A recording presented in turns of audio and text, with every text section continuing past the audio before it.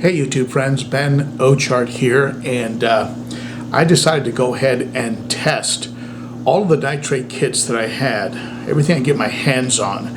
So I tested the master kit, the API Freshwater kit, and I tested the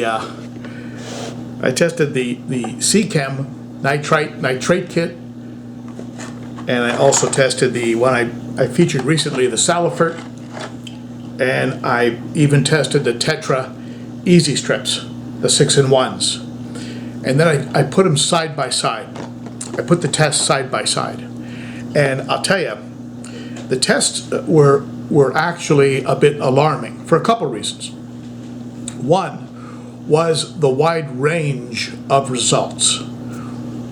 I had anywhere from a 35 number all the way up to 80 to 100, possibly an 80 to 100, depending how you read the results. And so it was alarming in both the differences between the tests and also the fact that I could possibly have that much nitrate in my tank.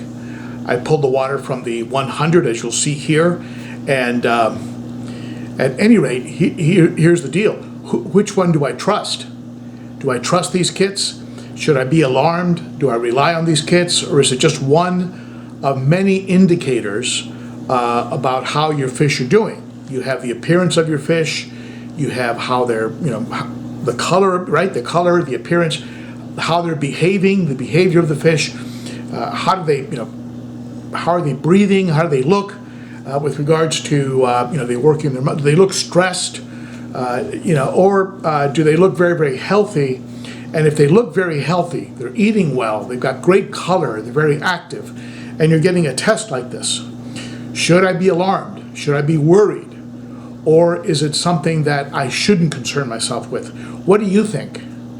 Let me show you what happened, and then you comment below, you tell me what you think, and you tell me if you think I should be alarmed, if I should rush into a big water change and service canisters and do a real major action, or should I just take a more subtle, slower approach?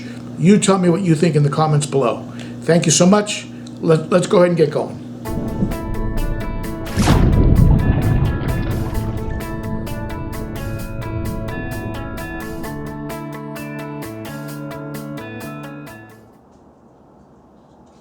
I pulled a good amount of water from the 100, and I'm going to be testing that water with the API Freshwater Master Test Kit, the Seachem Multi-Test, which is made for nitrate and nitrite, and the Salifert Nitrate Test, and also the Tetra, the Easy Test Strips. When using these, be sure that your expiration dates are still within range. This one, of course, goes to 8/21. The API test kit is still good. The Easy Strips are clearly marked on the bottom. These are good until August of 2021. The Salifert has a very prominent large marking on the top. This one's good to 11 of 2022, probably the freshest of the batch since I just picked it up. Interestingly enough, the Seachem Nitrate, the multi-test, I couldn't find an expiration date anywhere on the bottles, the powder, or the box. You'd think they'd have that on there as being so important to these types of test kits, but I couldn't find it anywhere. Some of you who watched the Salifert Nitrate test video commented how you would like to have seen a comparison between several test kits. I have 4 different test kits here. I'm going to go ahead and test a good amount of water. I pulled out a good sized sample out of my 100. You can see it here. This thing is almost full. This is from the 100 gallon, which is my most heavily stocked tank, and normally do a water change on it once a week. Let's go ahead and take a look at what the nitrate level is in this. It was just pulled from the 100, and let's go ahead and do the tests and see how they compare to each other, and let's see if they're in the same ballpark or are they way off. To avoid any cross-contamination here or any kind of a impact of one test on the other. I'm filling up 4 separate cups of water, so each one can be dealt with independently.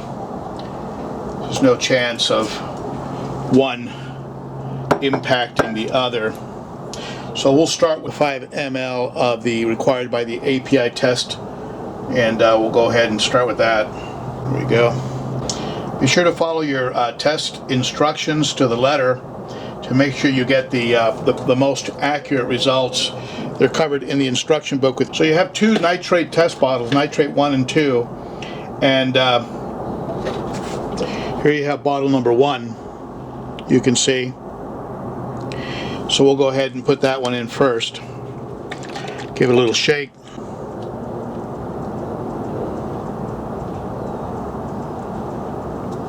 Make sure I can position this so you can see it clearly.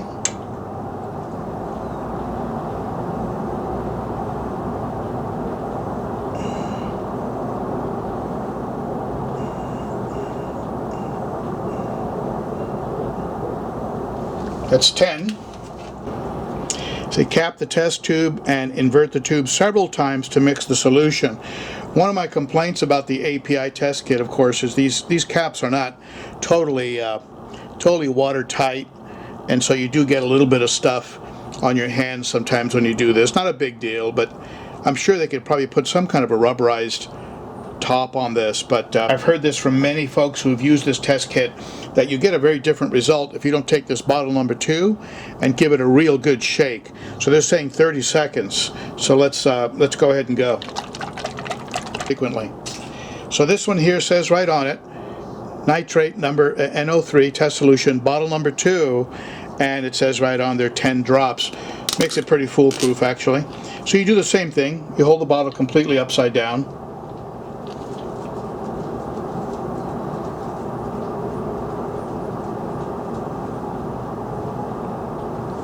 There are my 10 drops. Then holding the dropper bottle, we've done that, cap the test tube and shake vigorously for a minute. This step is extremely important to ensure accuracy of test results. So now we're going to go for a minute. I'm going to speed this video up because you don't need to hang out here for a minute to watch me. It already looks like I need a water change. But you've got to let it sit for 5 minutes after you've done this. So I'm going to go ahead and set this thing down. And you can see already the color on it. So this right here is our API test result that we're going to be comparing against the chart. Now the next one we're going to test is the Salifert, which I did in a video just a few days ago. Remember this from the prior video. Just a simple syringe, and you draw 1 ml of water.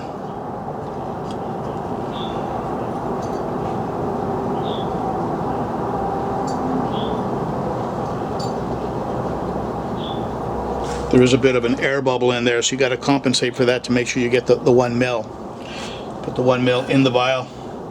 You take the NO3 solution. You can see it here, NO3 solution. And according to the instructions, they give you both written and picture instructions. For those of you who like to just look at the pictures, you can see here, you then do 4 drops of the NO3-1. So we'll give that one 4 drops.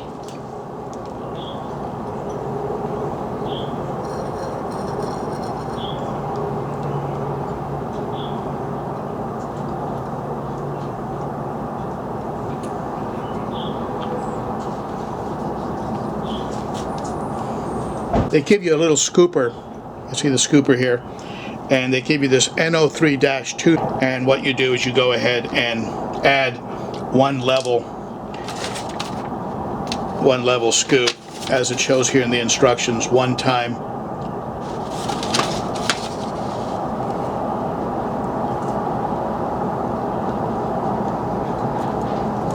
They want you to make sure it's nice, level, and compact. You can see there.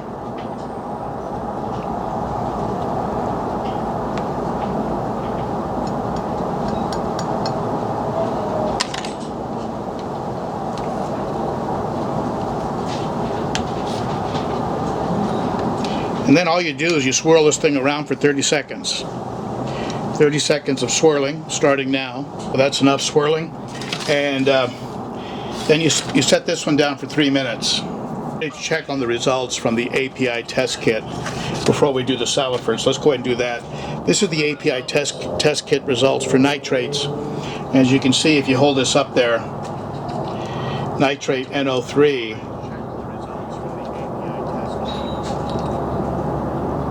Now, even when held up against the white background, it looks like my nitrates in my 100 are between 80 and 160. Between 80 and 160. Now that would make me really panic. 80 and 160 according to this API. I mean, if we put it right on top, and look down and compare it side by side, it's a little bit closer to the 40 to 80 range, but it's pretty dark. It's pretty dark as far as test results. So that would be an alarming nitrate result from the API test kit. Now, if we compare that to the strips, 1 second you dip it in.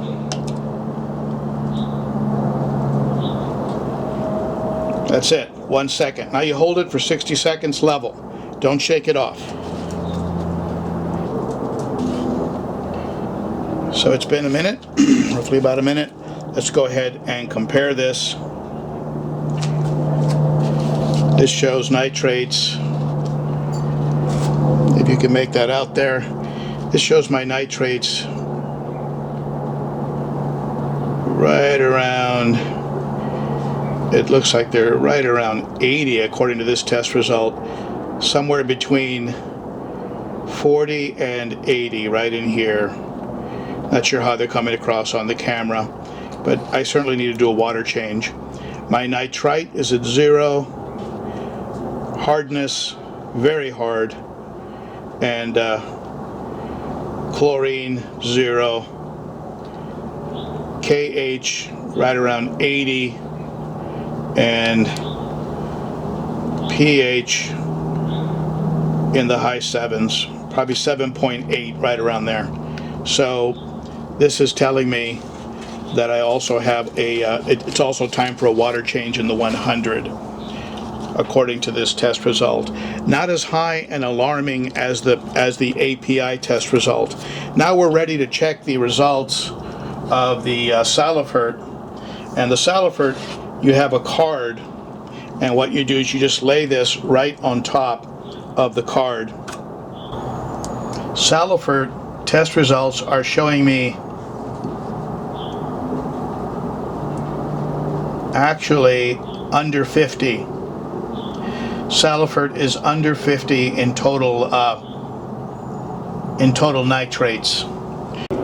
You can see from above, it's actually lighter than the 50, but darker than the 25. It's darker than the 25, but it's lighter than the 50. So it's right in between there. So the Salifert test is a bit better news than the other tests. So let's test the nitrates using the Seachem multi-test. It tests nitrites and nitrates, and you go to the base of the bulb.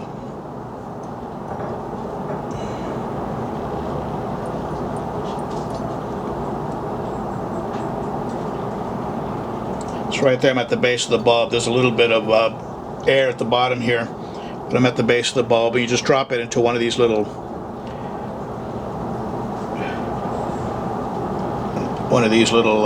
scooped out areas in this test plastic they give you.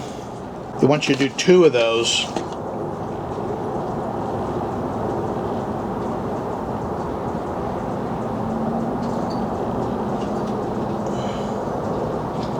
Which pretty much fills the cavity right to the brim. Add 1 drop of the nitrite. This is nitrite 1, which is part of the test.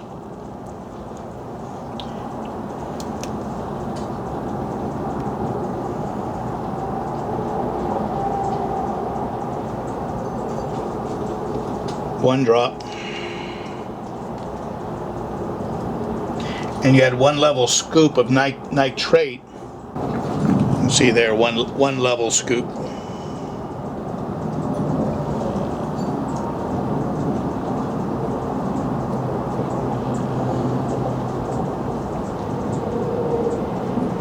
Stir the mix.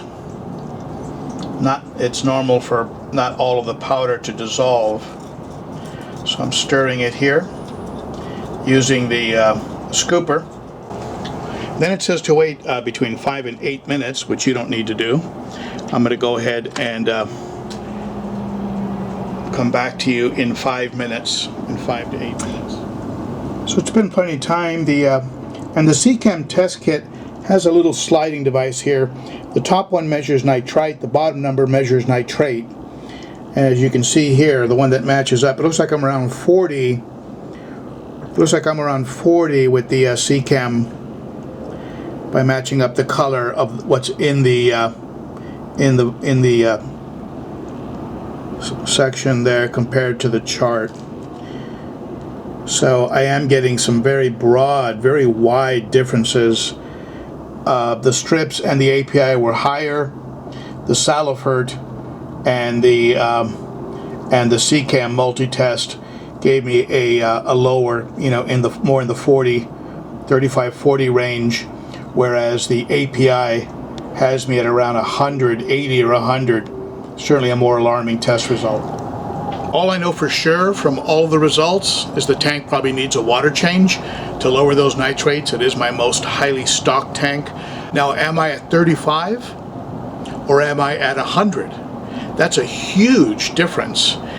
In conclusion, all I know is I need a water change.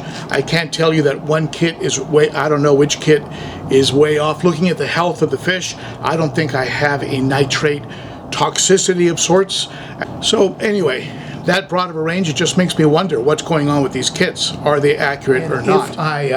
If I just go by the results of the Salifert, which is the most recent, this is the most recent and probably the freshest of the test kits. I know that they expire, and once they expire, you shouldn't trust them.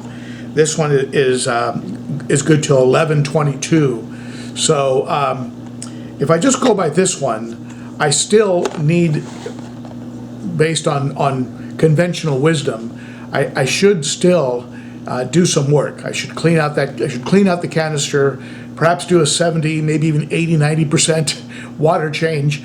And the reason I scaled back my water changes and started getting more into 20%, 30, 15, 20, 30, right in that range, is I noticed that when I did that, I wasn't getting any flashing.